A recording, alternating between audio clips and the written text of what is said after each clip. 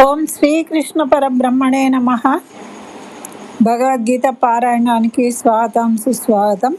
మనము నిన్నటి రోజున సాంఖ్యయోగంలో 36వ శ్లోకాన్ని అర్ధసహితంగా తెలుసుకున్నామండి. దీంట్లో భగవానుడు తెలియజేసిండు యుద్ధము చేయకపోవడం వల్ల ఎటువంటి నష్టాలు కలుగుతాయో, అదేవిధంగా చేస్తే ఎటువంటి లాభాలు కలుగుతాయో చెప్పాను నీకు. ఇక యుద్ధం చేయడమా చేయకపోవడమా అనేది నువ్వే ఆలోచించుకోవాలి వివేకంతో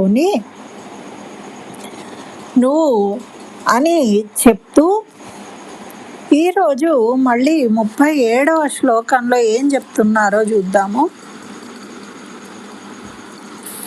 హతో వా ప్రాప్స్యసి స్వర్గం జిత్వా వా భోక్ష్యసే మహీం తస్మాదుత్తిష్ఠ కౌంతేయ యుద్ధాయ కృత నిశ్చయః.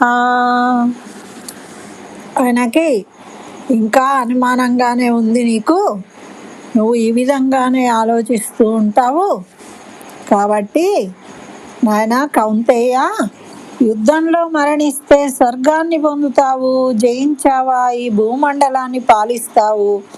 ఏదైనా కానీ నిశ్చయమైన భావంతో లేచి నిలబడు, యుద్ధానికి సిద్ధంగా అని తేల్చి చెప్పేసిండు భగవానుడు ఈ శ్లోకంలో. అంటే ఇంతవరకు బుజ్జగిస్తూ అనునయిస్తూ చెప్తూ ఉన్నాడు, తెలుసుకుని సరే అంటాడు అనుకుని. కానీ ఎన్ని చెప్పినప్పటికీ ఆయన ఇంకా కన్ఫ్యూజన్లోనే ఉన్నాడు కాబట్టి, తేల్చుకోలేని పరిస్థితిలో ఉన్నాడు అని గమనించి భగవానుడే ఈ విధంగా నిర్ణయించేసిందనమాట. ఏం చెప్తున్నాడు? హతోవా ప్రాప్స్యసి అంటే మనకు అంటే ఒకవేళ మరణిస్తే చంపబడితివా స్వర్గం పొందుతావు, విజయమో వీర స్వర్గమో, అంతే కదా. నువ్వు చనిపోయినా నీకు స్వర్గం వస్తుంది యుద్ధం చేస్తే, యుద్ధంలో చనిపోతే. అంతేగాని పిరికివాడివై పారిపోతే ఇక అవన్నీ చెప్పదలుచుకోలేదు. ఇప్పటిదాకా చెప్పాడు, ఇవన్నీ చెప్పాను నేను, అయినా కూడా ఎటువంటి నిర్ణయం తీసుకోలేకపోతూ ఉన్నాడు, అంత వివేకంతో ఆలోచించలేకపోతూ ఉన్నాడు, ఈ కన్ఫ్యూజన్లో ఉన్నాడు. కాబట్టి కృత నిశ్చయంతో ఉండు అని ఆజ్ఞాపిస్తున్నాడు భగవంతుడు ఇక్కడ. ఇది మనం తెలుసుకోవాలి. పిల్లలు కానీ మనకు ఏదైనా వాళ్ళు కన్ఫ్యూజన్ స్టేటస్లో ఉంటారు, వాళ్ళు నిర్ణయించుకోలేరు. ఏమంటారండి, వాడి ఇష్టం, వాడు చదువుకుంటా అంటే చదివిపిస్తాం, లేకుంటే లేదు, మేమేం చేస్తాం చెప్పండి అంటూ ఉంటారు. అది చాలా తప్పండి. కొంతమంది పిల్లలు సొంతగా నిర్ణయం తీసుకునేంత కెపాసిటీ ఉండదు వాళ్ళకు. మనం ధైర్యం ఇచ్చినా కూడా వాళ్ళు సరే అని తీసుకోలేరు. అంటే కొన్ని పుట్టుకతో కొన్ని లక్షణాలు అనేవి వస్తాయి, వాళ్ళ జీన్స్తోని కొన్ని వస్తాయి, కొన్ని బై నేచర్ వాళ్ళకు కొన్ని లక్షణాలు పెంపొందుతాయి. ఆ నైపుణ్యాలు అంటే డెసిషన్ మేకింగ్ అనేది చాలా కష్టమైంది. కానీ కొంతమంది ఈజీగా డెసిషన్ తీసుకోగలుగుతారు, కొంతమంది ఎంత పెద్దవాళ్ళు అయినప్పటికీ కూడా తీసుకోలేరు, ఇంకొకళ్ళని సలహా అడుగుతారు, వాళ్ళు చెప్పినదాన్నే వీళ్ళు తీసుకుంటూ ఉంటారు. అలాంటి కన్ఫ్యూజన్ స్టేటస్లో ఉన్నప్పుడు ఆలోచించి, ఎవరు ఇంట్లో కొంతమంది అంటుంటారు ఆడపెత్తనం అండి అంటుంటారు. ఆడపెత్తనం ఏంటి నా మొహము, ఇంట్లో పనులు జరగాలన్నప్పుడు మగవాళ్ళు కొంతమంది నిర్ణయించుకోలేరు. వాళ్ళకి చెప్పినా కూడా మరి ఏంటి ఎలా చేయాలి అని మళ్ళా వాళ్ళ భార్యలను వచ్చి అడుగుతారు. అడిగితే వాళ్ళు చెప్పిన తర్వాత ఆలోచించి ఇక సరే అని డిసైడ్ చేస్తారు. అయితే తెలివి తక్కువ మొహాలు ఏమనుకుంటారు, బయట అంతా ఆమె నడుస్తుంది, ఆమె చెప్పిందే వింటారు. అంటే నీకు ఎవరు చెప్తే ఏంటయ్యా, అక్కడ మంచి జరగాలి, అది ఇంపార్టెంట్. అక్కడ భార్య భర్తలు ఇద్దరు సమానంగా ముందుకు వెళ్తూ ఉంటేనే ఆ బండి అనేది నడుస్తుంది. ఒకటి తక్కువ ఒకటి ఎక్కువ ఉంటే కుదరదు. బండి సమానంగా రెండు సమానంగా ఉండాలి. రైలు పట్టాల వలె సమానంగా ఉండాలి. అప్పుడే ప్యారలల్గా వాళ్ళు వెళ్తూ ఉంటేనే ఆ ట్రైన్ అనే బండి నడుస్తూ ఉంటుంది సమానంగా, సంసారం అనే బండి. కాబట్టి అందులో హెచ్చు తగ్గులు అనేవి ఉండవు. అయితే మనము వాళ్ళకి చెప్పేంత చెప్తాము. పిల్లలకైనా సరే, పిల్లల విషయంలో కూడా కొన్ని నిర్ణయాలు తీసుకునేటప్పుడు అగ్రెసివ్గా తీసుకోవాల్సిన అవసరం వస్తుంది. ఇప్పుడు నానబెడుతూనే ఉంటారండి. ఇప్పటికే ఎన్ని శ్లోకాలు అయిపోయినాయండి చెప్పండి. అప్పుడు ఏడుపుతో 47 శ్లోకాలు అయిపోయా, మళ్ళా 30 శ్లోకాలు ఆత్మ గురించి చెప్పాడా. ఇప్పుడు ఇన్ని శ్లోకాలు చెప్పినా కూడా అక్కడ చుట్టూ చూసే వాళ్ళకే విసుగొస్తూ ఉంటుంది. ఏంటి వీళ్ళు ఏం నిర్ణయం తీసుకోరు, అసలు ఏం చేస్తున్నారు వీళ్ళిద్దరు ఇక్కడ. ఈ రణరంగానికి వచ్చి నిలబడ్డాం మేము, మాకేమో శంఖాలు ఊరిస్తే ఇక యుద్ధం చేసుడే అనుకొని వాళ్ళు ఉత్సాహంగా వచ్చేసిండ్రు ముందుకు. వచ్చిన సమయంలో ఈయనేందో ఏడ్చుకుంటూ కూర్చున్నాడు, ఇది ఏం పరిస్థితి అని వాళ్ళకి ఎంత ఇరిటేటింగ్గా ఉంటుంది చెప్పండి. ఇప్పుడు మీకైనా ఎటన్నా ప్రయాణం అవుతారండి, ప్రయాణం అయిన తర్వాత ఎవరో ఒకళ్ళు ఇప్పుడు నేను రాను అని కూర్చుంటారు, వాళ్ళని రా అంటూ ఉంటారు, వాళ్ళు రాను అంటారు. ఇట్లా చర్చలు జరుగుతూ ఉంటే రెడీ అయ్యి కూర్చున్న వాళ్ళకి ఎంత విసుగొస్తుంది చెప్పండి. చివరకు పోదామా పోమా అని ఎవరో ఒకళ్ళు తిక్క పుట్టి విసుగొచ్చి ఏంటిది అసలు పోతున్నామా పోతులేమో ఏంది ఈ డ్రామాలన్నీ అది ఇది అని గొడవ పెడితే అప్పుడు కదులుతారు. అప్పటిదాకా అలాగే నానుస్తూ ఉంటారు. ఏంటి ఏంటి ఏంటి అనుకుంటూ జీవితం అంతా నాంచిన తర్వాత ఎప్పుడండి చేసేది. కొన్ని టైం బీయింగ్ ఉంటాయి, ఆ టైంలోనే నిర్ణయం తీసుకోవాల్సిన అవసరం ఉంటుంది. ఆ టైం దాటిన తర్వాత మనం నిర్ణయం తీసుకున్న వేస్ట్. కొన్ని సవరించుకోగలుగుతాము, లేటుగా నిర్ణయం తీసుకున్న జీవితంలో కొన్ని మనం సవరించుకోగలుగుతాం.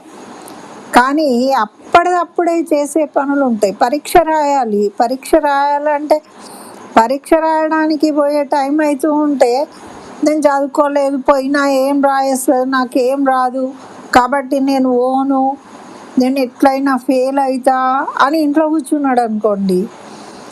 అరే నువ్వు పోవయ్యా, పోయి రాయు, పరీక్ష రాస్తే నీకు వచ్చింది రాయి, బై ఛాన్స్ అదృష్టం బాగుండి నీకు కలిసి వచ్చి గుర్తుకొచ్చి నీకు వచ్చిన క్వశ్చన్లు వస్తే నువ్వు పాస్ అవుతావు కదా.